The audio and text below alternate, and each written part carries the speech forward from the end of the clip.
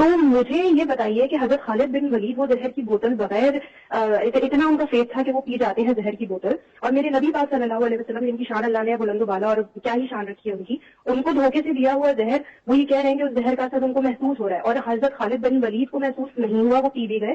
کیا بات ہے، آپ نے بہت خوبصورت سوال کیا، ماشاءاللہ۔ میں اس میں یہ عرض کر دوں کہ یہ جتنی بھی کرامات ہوں، معجزات ہوں، یہ عقل کے تابع نہیں ہیں کہ فلان جگہ یہ ہو گیا تو فلان جگہ کیوں نہیں ہوا، گویا ہم ان چیزوں کو عقل پر لے کے آ رہے ہیں۔ ایک خاص قسم کا طبقہ آج کل سوشل میڈیا کا، جس میں نام نہیں لینا چاہتا، جو بظاہر ایک خاص قسم کا طبقہ آج کل سوشل میڈیا کا، جس میں نام نہیں لینا چاہتا، جو بظاہر ایک خاص قسم کا طبقہ آج کل سوشل میڈیا کا، جس میں نام نہیں لینا چاہتا، جو بظاہر معجزہ اور جو کرامت ہوتی ہے اس کے اندر شک کرنا یہ عقیدے اور ایمان کی کمزوری کی دلیل ہے۔ بنیادی طور پر معجزہ کہتے ہی اس چیز کو ہیں کہ جو خلاف عادت ہو، یعنی عادتاً ایسا نہ ہوتا ہو، اور کرامت کہتے ہی اس چیز کو ہے کہ جو عادتاً ایسا نہ ہوتا ہو۔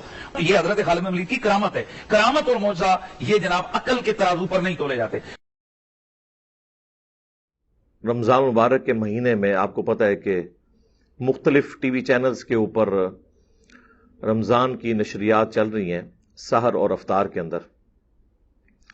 اسی میں سے ایک نجی چینل نے ایک کوسچن ایڈریس کیا،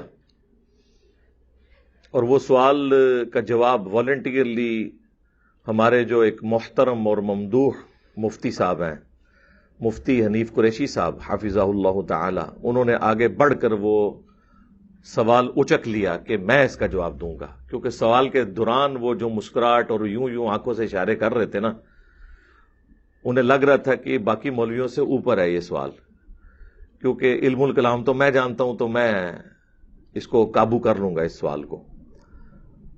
مزے کی بات ہے، وہ جو اینکر تھے فیصل بھائی، انہوں نے تو اس سوال کو بڑا یعنی اپریشیٹ کیا کہ بڑا لاجیکل کوسچن ہو رہا ہے، لیکن مفتی صاحب کو تو پتا تھا کہ یہ ہو رہا کیا ہے ہمارے ساتھ، اس لیے وہ بار بار اس کو اشارے کر رہے تھے کہ سوال میری طرف لے کے آنا ہے، باقی کی طرف گیا تو ویسے ہی کام خراب ہو جائے گا۔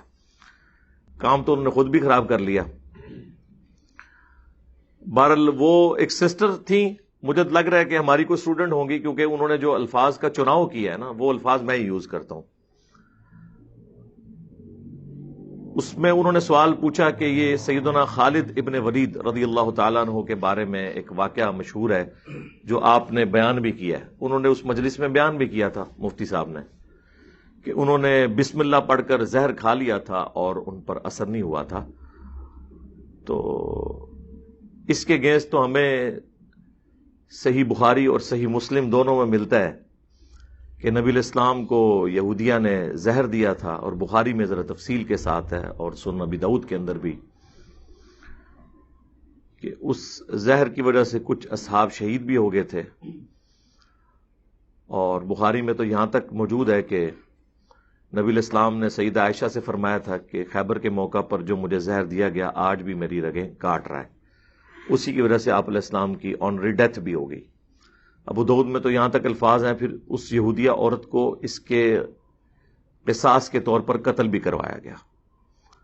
بخاری مسلم میں یہاں تک الفاظ موجود ہیں، جب اس سے پوچھا گیا کہ تم نے یہ کیوں کیا ہے تو اس نے کہا کہ میں نے اس لیے کیا کہ اگر یہ اللہ کے نبی ہیں تو بچ جائیں گے، اور اگر اللہ کے نبی نہ ہوئے تو ان سے ہماری جان چھوٹ جائے گی، نعوذ باللہ۔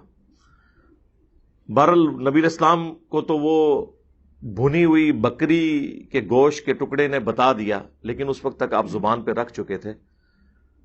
اس وقت تو اللہ تعالیٰ نے اس کا اثر وقتی طور پر ختم کر دیا، لیکن بعد میں وہ آلموسٹ 4 سال کے بعد واپس آ گیا، اور نبی علیہ السلام کو آنری ڈیتھ اسی زہر کی وجہ سے ملی۔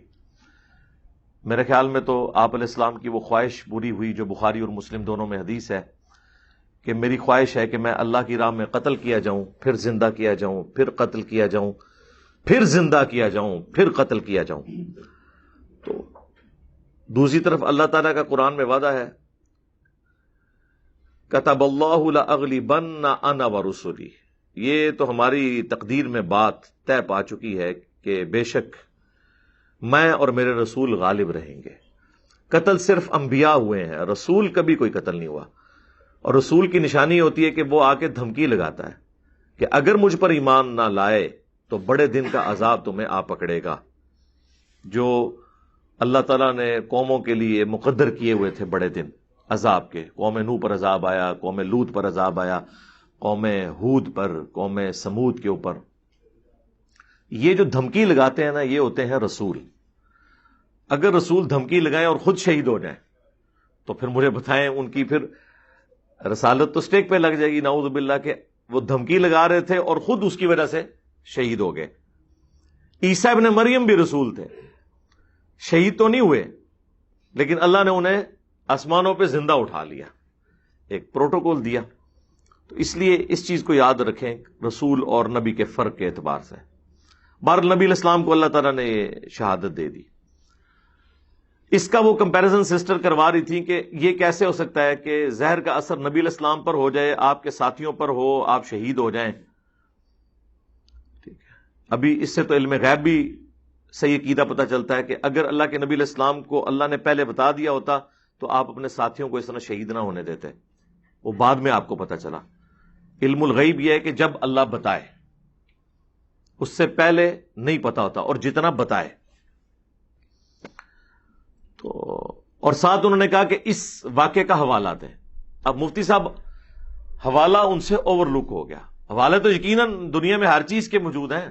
قادیانی بھی اپنے فاسد عقائد اور نظریات اور کفریہ عقیدوں کے لیے دلائل لے کے آ جاتے ہیں, وہ ایک الگ بات ہے, لیکن وہ ہوتے جعلی ہیں, اصول محدثین پہ ثابت نہیں ہوتے, یہ الگ بات ہے.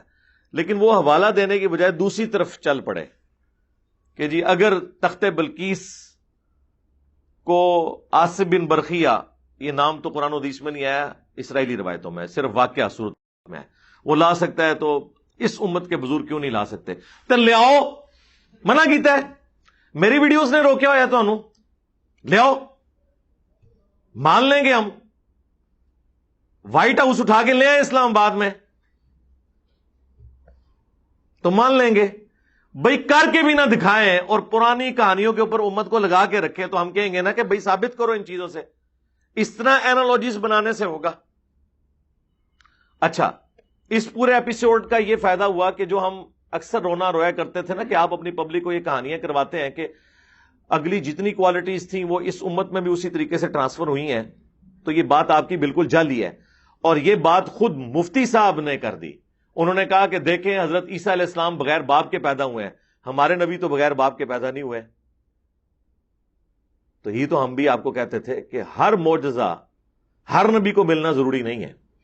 اب وہ خود مان گئے, اور وہ اس کو اس دلیل پر لے کے آ رہے تھے کہ یہ اس بات کی دلیل نہیں ہے کہ حضرت عیسیٰ علیہ السلام نبی علیہ السلام سے افضل ہو گئے.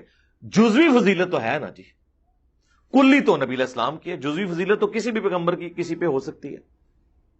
اس پہ میری کئی ایک ویڈیوز ہیں, آج یہ ٹاپک نہیں ہے. بہرحال اس کا فائدہ ہوا کہ اس میں یہ چیزیں انہوں نے مانی. اس طرح جب آپ کرولری بنانا شروع کرتے ہیں نا کہ پھر یہاں تک انہوں نے کہا کہ دیکھیں سیدہ مریم کے لیے بے موسمی پھل آ گئے تھے, اور نبی علیہ السلام جو ہے وہ 3 سال تک کے لیے حضرت ابو طالب کی اس گھاٹی کے اندر انہیں وہ مشکل وقت گزارنا پڑا. تو وہاں پر تو کوئی اس طرح پھل نہیں آئے. اس طرح کا کمپیریزن کروانا شروع کر دیا انہوں نے. وہ دوسری طرف بات بالکل کسی اور طرف ہی نکل گئی. اس پہ وہ لائیو سٹریم میں مجھ سے ضمناً سوال ہوا تھا, تو میں نے کہہ دیا کہ اصل مقدمہ یہ نہیں ہے کہ یہ کرامت ہوئی یا نہیں ہوئی. اصل مقدمہ یہ ہے کہ زہر کھانا حرام ہے شریعت میں. حرام کام کبھی بھی کرامت نہیں ہو سکتی. اس میں وہ بار بار ایک جملہ ریپیٹ کر رہے ہیں کہ جی کرامت ہوتی ہی وہ ہے جو خلاف عقل ہو. بھئی اس سے کس کو انکار ہے؟ یہ کسے آپ سنا رہے ہیں؟ ہم مانتے کہ کرامت ہوتی وہی ہے جو خلاف عقل ہو. ہم نے تو خود بتائی نہیں ہے. اس طرح کی کئی ایک کرامتیں, معجزات, وہ آج ٹاپک نہیں. اس کے اوپر میں آج سے آلموسٹ 7-8 سال پہلے ویڈیو ریکارڈ کروا چکا ہوں. مسئلہ نمبر 131 ABCD, 4 لیکچرز 1.5 گھنٹے کے. لیکن کرامت کبھی خلاف شرع نہیں ہوتی. یہ ہے کانٹے کی بات.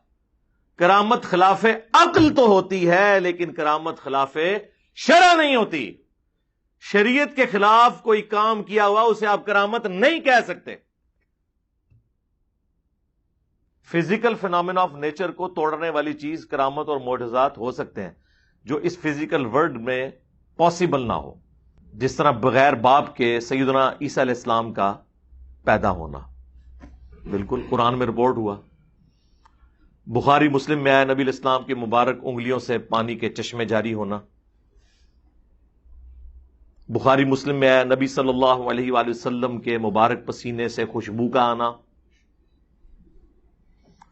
بخاری مسلم میں آیا نبی علیہ السلام کا ان دو آنکھوں کے ساتھ پیٹھ کے پیچھے بھی دیکھ لینا۔ یہ سب کچھ وہ چیزیں ہیں جو فزیکل فینومینا آف نیچر، جو قانون قدرت ہیں اللہ کے عمومی، ان کو توڑنے والی چیزیں ہیں، خلاف عقل ہیں، لیکن ان میں سے کوئی چیز بھی خلاف شرع یا خلاف شریعت تو نہیں ہے۔ اب آپ کو فرق پتا چلا کہ یہ ایک جملے سے کیا دھوکہ دیتے ہیں؟ تو یہ دھوکہ تو پھر سر وہی پکڑیں گے نا کہ جو جھوم کر کہتے ہوں کہ نہ میں وابی نہ میں بابی، میں ہوں مسلم علمی کتابی، اور مرنے سے پہلے اے مسلمان کر لے اس پہ غور، کتابوں کا خدا اور ہے، بابوں کا خدا اور۔ بابے بھی اسی خدا کو مانتے ہیں لیکن ان کوالٹیز کے ساتھ نہیں جو قرآن و سنت میں رپورٹ ہوئی ہیں، وہ اپنے بابوں کی تعلیمات کی روشنی میں مانتے ہیں۔ یہ نہیں ہے کہ ان کا خدا کوئی الگ ہے، ایسا بالکل نہیں ہے۔ تو یہ یعنی انہوں نے بیسیکلی اس میں دھوکہ دینے کی کوشش کی۔ وہ میں نے لائیو سٹریم میں اس کا ایک ریبٹل کیا ایک کیجول انداز کے اندر۔ اس کے بعد جناب وہ ظاہر ہے وہ ہلچل مچ جاتی ہے، آپ کو پتہ ہے ہمارے سوشل میڈیا پہ کوئی کلپ آ جائیں تو وہ پھر مفتی صاحب نے کوئی ٹاپک تو کوئی اور ڈسکس ہو رہا تھا، کچھ دن کے بعد اسی نجی چینل کے اوپر ٹاپک تھا بدگمانی، اس میں وہ گھیر گھار کے نا گفتگو کو اس طرف لے آئے کہ جی وہ میرے اوپر اعتراض ہو رہا ہے کہ حوالہ نہیں دیا، حوالہ تو اس کا جناب فضائل صحابہ احمد بن حنبل کی کتاب میں موجود ہے، مسند ابی یعلا کے اندر موجود ہے، اور المعجم الکبیر طبرانی میں موجود ہے، المصنف ابن ابی شیبہ کے اندر موجود ہے، ابن عساکر کی تاریخ دمشق کے اندر موجود ہے، اور مجمع الزوائد کے اندر موجود ہے۔ وہ کتابوں کے نام لینے شروع کرتی سر اگے بھی ٹورو نا کہ نال لکھے ہے ضعیف ہے۔ ایک چھوٹا سا مفتی آج کل جسے مشہور ہونے کا بڑا شوق ہے لیکن اس کی خواہش پوری نہیں ہوگی، اس نے بھی اپنے زوم میں جواب دیا اور مجمع الزوائد سے وہ روایت پڑھی۔ مجمع الزوائد الحمدللہ بریلویوں نے اردو میں چھاپ دی ہے، یہ بڑا احسان کیا۔